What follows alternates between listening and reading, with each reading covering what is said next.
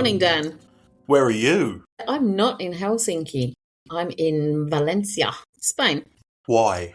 Why? Okay, so there is a conference, a travel conference called Arrival, which is for tour operators like me. So small and big, and then all the peripheral stuff that goes with tour operations, so booking companies and all that sort of stuff. So you'll have some stories when you come back. I think so. There's one session I'm really looking forward to.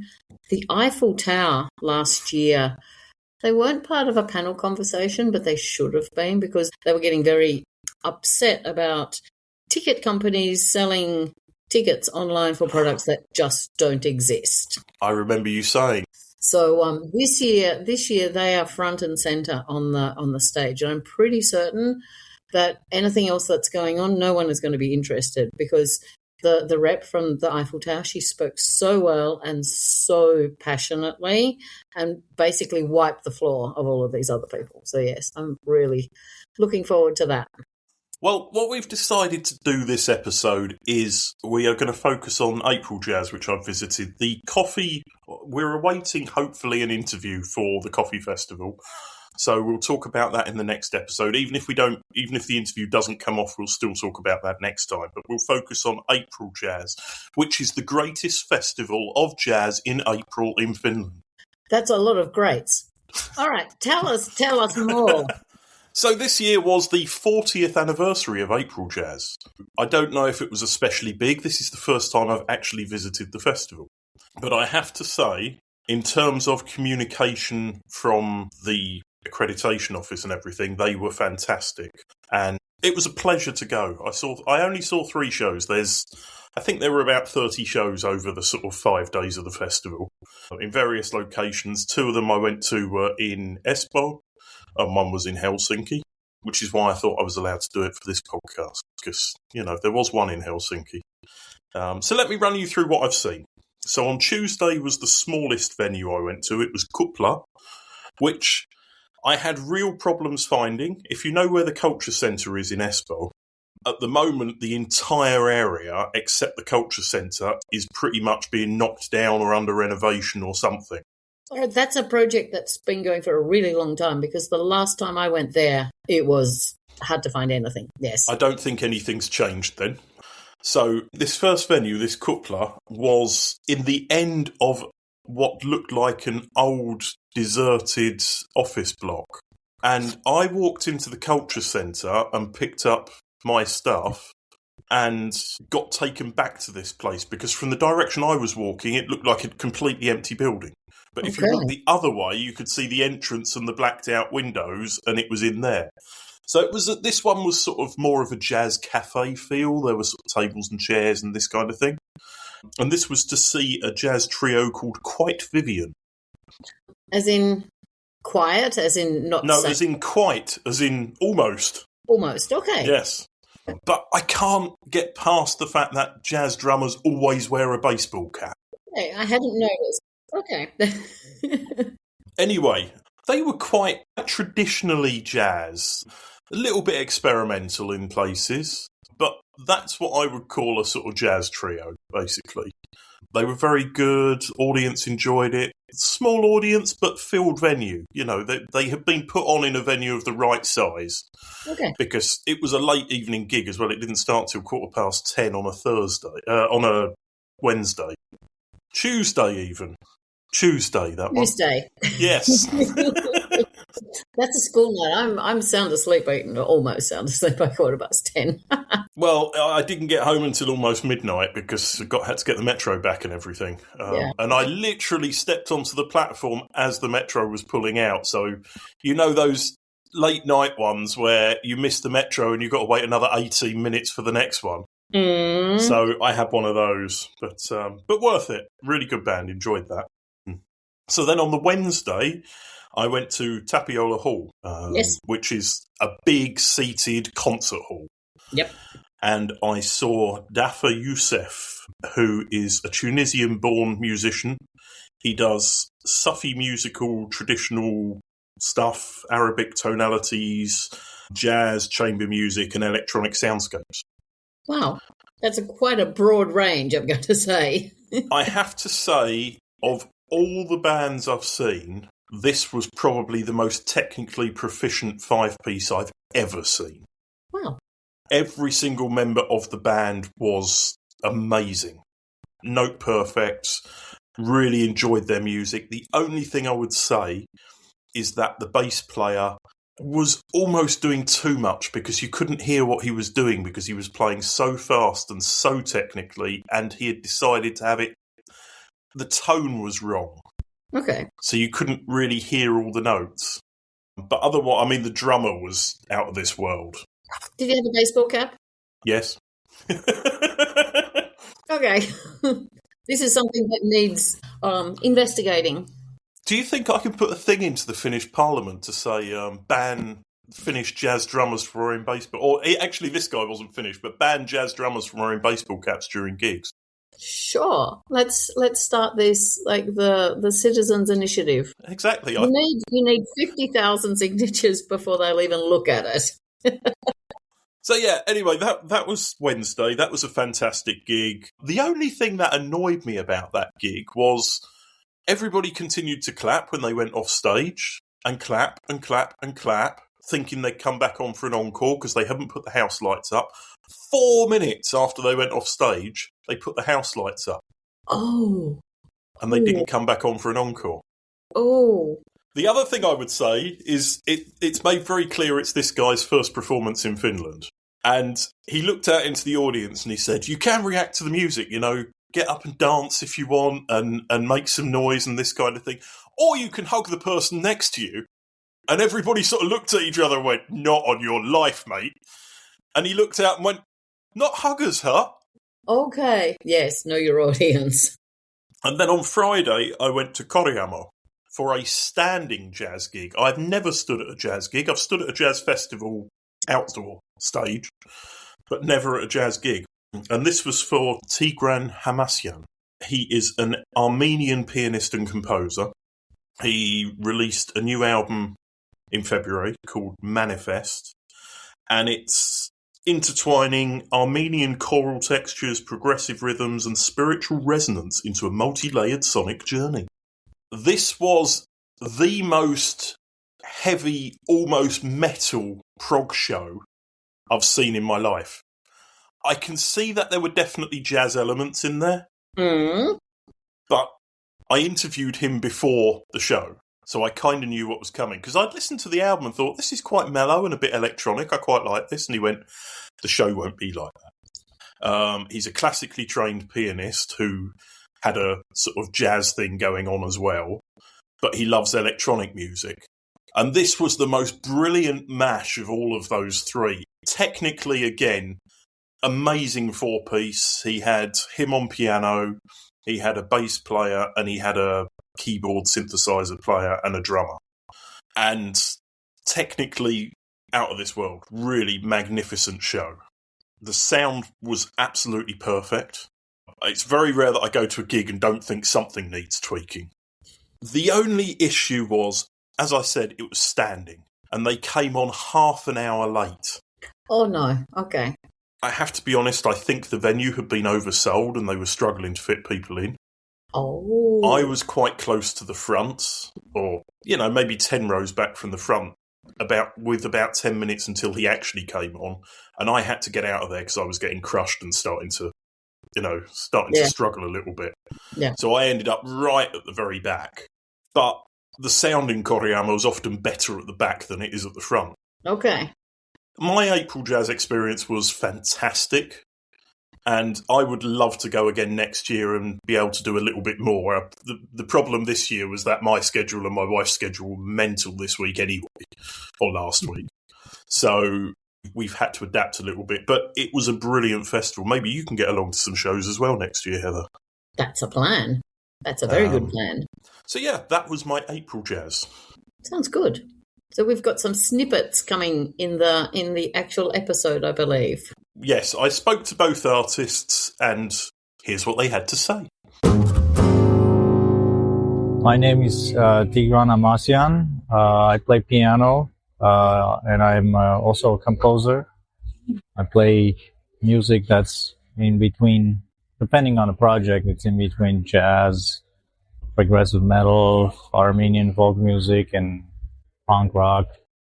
A little bit of everything. Yeah. Well, I grew up on one side, with a lot of classic rock. My father was a big rock fan, so I grew up with Black Sabbath and Nazareth and all these rock bands. On the other hand, I grew up with Herbie Hancock and Chick Corea and Miles Davis, which was my uncle's influence. So both worlds kind of influenced me to become who I am, I guess. But at the same time, I would have to, I guess, also for sure credit classical music, because it's I went to classical music school when I was 6, had my first lessons when I was 5, and to this day it's a huge influence on me. A lot of 20th century classical music and Baroque and early European music. You're in Espoo at the moment. You're playing in Helsinki tonight. You've played in Finland before. Did you play at Pori Jazz? Last one I think was Pori Jazz. Yeah. How was that experience? It's great. Yeah, it's always great. Yeah. And what are you expecting tonight? Well, I'm excited to play in a concert hall, which we played Pori a couple times, which is outside, which is a nice vibe, but it's gonna be more intimate this time around. We're playing music from my latest album, Manifest, that was just released a few months ago. And it's a quartet with I have a pianist who's mainly doing a lot of synths and keyboards and programming. And there's an electric bass player and a drummer. Yesai Karapetana is on the keys. His brother Mark Karapetyan on the bass, and Arman Matsakanyan on the drums. And I'm playing piano, some synths, and singing. Okay, so it's quite an electronic set tonight then, because the new album's quite an electronic. Yeah, it's pretty much on the heavy side. There will be some, quiet moments, but yeah, it's pretty on the heavy side. It's an interesting venue because tonight it's an all-standing audience. There's no seats tonight. Is it? Yeah. Oh, okay. So I take back my concert hall comment. If you could recommend one track that you've made to a new listener to start their listening journey of yours, what would it be? Probably Court Jester. Which album's that from? Shadow Theater. Okay. Yep. It kind of encompasses a lot of different things in one composition. What is the best way for people to find out more about you and your music? I would say my website, but probably Instagram also. So I'm Wilfried Wilde, jazz guitarist and composer from France. And our band is Quite Vivian, which is an international band, a trio, bassless trio, with Adele Sauros on tenor saxophone and vocals, and Rajiv Jayawira on drums. Adele is from Finland, and Rajiv is from Australia. We play jazz, contemporary jazz, original compositions. So you played in Tukla, which was one of the smaller venues for the festival. To give the audience an idea, it was set up as a sort of jazz cafe bar, I would say. A little bit in the sort of traditional French jazz cafe style, I would say. You had a really good audience. How did you find the show? It was indeed really nice. I loved the place. For us, maybe it was a bit intimidating because we knew that the audience was actually mainly, people from the industry that has spent the whole day listening to other bands. And, we are just there, like, at the end of the day playing for them. So, a bit different than maybe a typical concert, like knowing that. But we definitely enjoyed. Also, as you know, our drummer couldn't make it, so it was a bit more challenging for us to play with another one. I mean, it went really well, and we were really happy with the result. It was also a bit different than any concert. How much stress does that cause a band when sort of at the last minute you lose a member and you've got to get a replacement in and try and squeeze in as much practice as possible just before the show? I mean, it causes stress, of course, but we knew that we could count on Jonas, so there was no issue with that. And, we rehearsed before the gig. It's not that we couldn't prepare the music at all, so we knew that it will work. Yeah, the sound in there was fantastic. I have to say, of all the festivals I've been to, I would say this had near perfect sound for every show I went to. That's great. We were definitely happy with the sound guy, who was apparently in charge of the rest of the gigs, so good job there. So if you could recommend one track from the band to a new listener, which one should they start with? Probably Missing Bar would be a nice one, because it's co-composed by Adele and myself. And I would say the drum part is very special. So, in a way, in that track, the drummer Rajiv also has a big part in the arrangement of the track. So it reflects maybe the combination of our three voices, the best, this track. What is the best way for people to find out about the music of Quite Vivian? Because you don't actually have a website or an Instagram or anything. Yes, exactly. The best way is to go to our Bandcamp page. There you can just listen to music and you can buy the album. So you moved to Finland in October. How are you finding Finnish culture compared to the cultures you've experienced so far? I find that it's doing pretty well. I had the opportunity to go to many concerts here and also to play in some festivals. And for what I know from Adele, also with native Finnish, I know that the government is supporting the culture and the musicians, at least until now. I think it looks pretty good, and it feels really nice to be here from a point of view of a musician. Of course, I would say the scale of it, like the jazz scene, for what I could experience until now, of course, is more compared to other places, but really good. Like I could meet and hear many good musicians here. So it makes me feel comfortable, and I feel that I could perfectly develop any project here. How about the food? Because, you're from France, so you're used to great food, and you've moved to Finland, which has been often compared to Britain in terms of food standards. Yeah, I like the pea soup. I like the salmon soup. These were really great discoveries. But I would say, beside of this, I was not really surprised by anything. Have you tried salmiakki yet? I don't like this. It's not my thing. I'm not surprised. How did you cope with winter? Because you came over just before winter hit as well. Yeah, I had actually the opportunity to come here before moving, just to visit, some weeks, and I actually experienced winter. But yeah, it was my first time being here the whole winter. I survived. It's fine. I can do it. I actually enjoyed a lot being able to ski and having so much snow for so long time. It was really nice. Actually, I think all of us foreigners should have T-shirts with "I've survived" and then the amount of winters in Finland. We should all be issued one every year. Definitely. Yeah. So, Heather, Vappu is coming this week. Vappu is coming. I have to say, I actually bought simmer last week, first time this year. I haven't made it this year, which is, that's not so unusual. I've stopped making my own simmer. Yeah, so Thursday evening, 6:00, everyone will be at Manta. Well, not everyone, almost everyone. Many people will be at Manta with their little caps and bottles and things. What is your most memorable Vappu memory? My first Vappu, actually.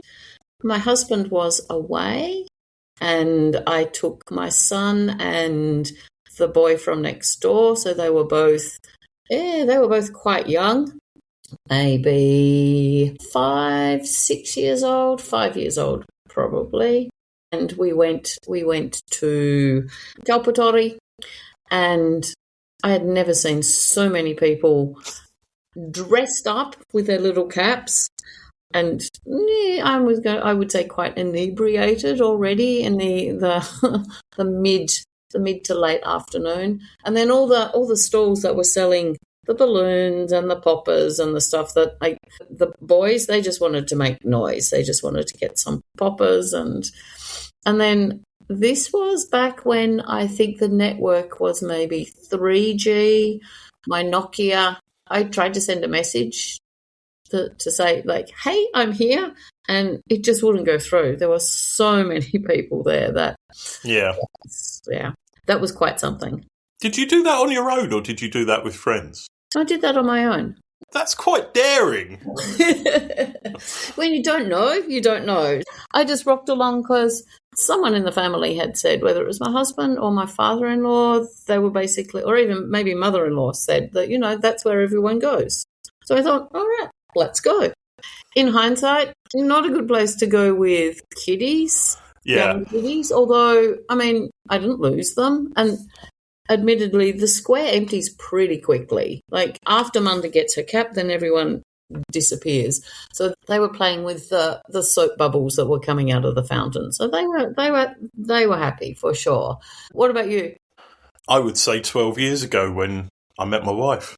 Okay, there you go. That's quite a memorable one. We already knew each other, but that was the night I think we followed each other around the bars. I went to meet some friends and she turned up, and she went to meet some friends and I turned up, and I think we were like, yeah, this is probably... We didn't think about it at the time, but in hindsight, that's probably the night we realised we were in a relationship. Okay. I can't really remember many big Vappus. I've never been one for going to the park the next day and doing all of that kind of thing. I've only done that twice. I prefer to have a few friends over here on Vappu Day, have a few glasses of wine with them and relax at home rather than going anywhere, because I can't be around all the craziness. And it's going to be especially crazy this year because Vappu's on a Friday, so everybody's got 2 days to recover. True. So it's going to be a solid 2 days of drinking on the evening of Vappu Eve and then Vappu, and then probably the bars and restaurants takings will suffer over the weekend because not many people will be out. Or they just keep going. Yeah, well, Saturday morning this weekend will be my idea of heaven for going shopping because nobody will be out. And it's normally nice and quiet on a Saturday morning, but it will be even quieter. So I plan to go and do some shopping on Saturday. That's a good point. Yeah. No, we've never done the picnic. We have driven through Kaivapuisto. Sorry, I've got this image of people diving out the way as you're going, I'm going up this hill now. Sorry, along the road. Yeah. And that's something to see also, that like so many people. And I think there are a few people like us that just drive there just to see, like, because there are so many people, like, stop-start. And then, of course, you've got all the students and they're all in their overalls, and it's a sight to be seen. For anybody who hasn't been in Finland for long enough or just listens to this podcast from abroad, we should explain the overalls. So each university in Finland has a different colour of overalls issued to them. You've got to pay for it. I think it's about €40 now for a pair of overalls. When I was studying here, they used to be subsidised by the companies that sponsored them. Yep. But nowadays, I don't think companies do that so much anymore. But basically, for each event you attend, you get a patch which you sew on, and you can tell the most alcoholic students because they've got patches all over them. Because most events, when you're a student, are organised around drinking culture. Okay, so I would say the most social students, but anyway. Yes, but remember, this is Finland, so socialising generally involves drinking. True. What's the rule about washing it? Washing what? Your overall. Exactly. You're not supposed to wash your overall. Okay. Yes. I wore mine once, thought I looked an idiot and sold it. Okay. Yeah. No, you're not supposed to wash them. That's the rule, which is like, oof. Yeah. Well, especially for these students who do 40 or 50 events in a year, that's... Yeah. I was never told that. Anyway, I think that's pretty much it. I hope all of our listeners have a wonderful Vappu, whatever they're doing. I hope the sun shines. It's a nice day. Yes, me too, because otherwise people will be in the shops on Saturday morning because they won't have gone out on Friday. Yeah, exactly. All right. You have a wonderful rest of the time over there in Spain. Thank you. And yes, you'll have to give us a brief rundown on the Eiffel Tower talk when we have the next episode. Definitely. Okay, well, we will be back. It will be another bonus episode next week, and we're going to try and plan to get out and about to do an episode for the week after, hopefully. Yes. All right. Thanks, Heather. Thanks, Dan.